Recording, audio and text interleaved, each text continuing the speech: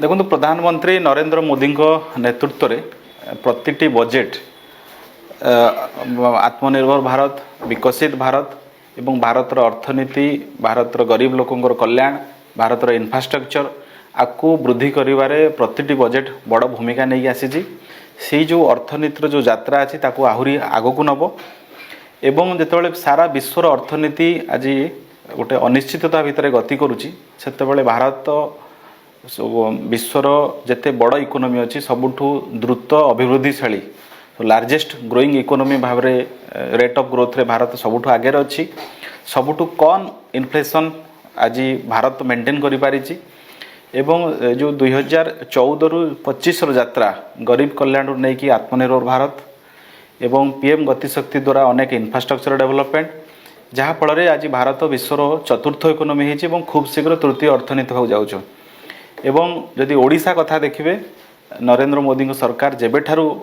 सरकार को 2014 मसीह आसिले सेबेठारू ओडिशा को केंद्रीय अनुदान हो एवं टिकस बारे केंद्रीय टिकस रे राज्यर अंश भाव हो वर्ष को वर्ष ओडिशार अनुदान वृद्धि पाई। जो यूपीए सरकार समय ओडिशा वर्ष को 25 रु 29 हजार कोटी पाउथिला आज दिन में सेटा 80 रु 90 हजार कोटी टंकार वार्षिक अनुदान हेलाणी। या सहित अनेक इंफ्रास्ट्रक्चर डेवलपमेंट प्रोजेक्ट हो एवं अन्य क्षेत्र में ओडिशा क्षेत्र में अनुदान पाउची। एमती कि रेलवे को जब उदाहरण भाव में जाए जो समय यूपीए सरकार समय 700-800 कोटी टंका वर्ष को ओडिशा पाउथिला आज दिन में रेलवे क्षेत्र में ओडिशा 10,000 कोटी टंकार आर्थिक अनुदान पाउची वर्ष को। तेणु ये सबको देखिले निश्चित भाव में ओडिशा रे भारतीय जनता पार्टी सरकार अच्छी, केंद्र में भारतीय जनता पार्टी सरकार अच्छी एवं ओडिशावासी यार लाभ पाइबे एवं यही बजेट रे निश्चित भाव में ओडिशा को फोकस करी अनेक जो योजना गुड़िक आसो से ओडिशा को फोकस करी आसो एवं एमती अनेक योजना रे ओडिशा तार जो न्याय्य अधिकार अच्छी जो हक अच्छी ता पाइबो तत्सहित ओडिशा को मध्य विशेष प्राधान्य दिज्व। देखो मुझे कहूँ 2026 बजेट जो विकसित भारत गठन जो 2047 लक्ष्य रखाई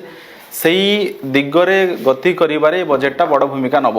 तेणु विकसित भारत सेतेबेले गठन हो पार जितेबाला गोटे विकसित ओडिशा गठन हम एवं रेलवे खतरा जदि आपण कहे आपड़ जानी बहु प्रतीक्षित खोर्धा रोड बलांगीर जो रेलवे प्रोजेक्ट यहाँ 1980 मसीहार रेल प्रकल्प से समय भितर ओडिशा रे अनेक दलर सरकार बदली केन्द्र में अनेक दलर सरकार बदली किंतु असल रे वास्तव रे से प्रकल्प क्रियान्वयन केतेबेले हैला 2014 मसीहा पर एवं आज जो जगार खोर्धा रोड बलांगीर रेल प्रकल्प काम चली आउ वर्षे 1.5 वर्ष भितर से संपूर्ण हो तो रेल गड़िला यही मोदी सरकार समय प्रथम थर पर से लाइन रे रेल गड़ी थिला किंतु पूरा प्रकल्प सरीवाई आउ वर्षे लगे। तेणु सबुबले रेलवे क्षेत्र अच्छी रेलवे स्टेशन हो अमृत भारत 50 रु अधिक रेलवे स्टेशन कराई बड़ बड़ स्टेशन 7-8टी बड़ स्टेशन मॉडल स्टेशन कराई। तेणु रेलवे क्षेत्र में भारत को ओडिशा को प्राधान्य मिली यात्रा आहरी आगू जीव।